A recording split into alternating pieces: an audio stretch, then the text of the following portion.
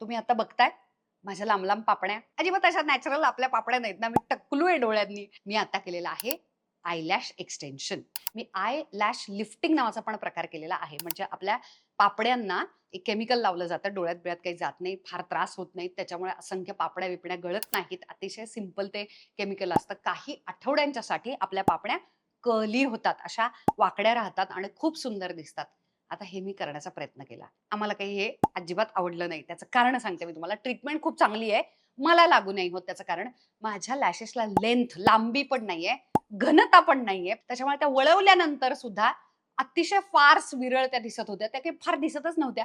Mascara लावल्यानंतर मात्र शूटिंगला खूप छान दिसत होत्या. माझ्यासाठी परफेक्ट उपाय म्हणजे आयलॅश एक्सटेन्शन. त्याचं कारण 3 ते 4 आठवडे हे एक्सटेन्शन राहतं. आपोआप गळून जातं. याच्यामुळे पापण्या गळतात का? नाही. हा गैरसमज आहे. पापण्या गळत नाहीत. लोक काय करतात, पापण्या वाढायला लागल्यानंतर त्या खोट्या पापण्या ओढून काढतात आणि त्याच्याबरोबर तुमची पापडी पण तुटून बाहेर येते.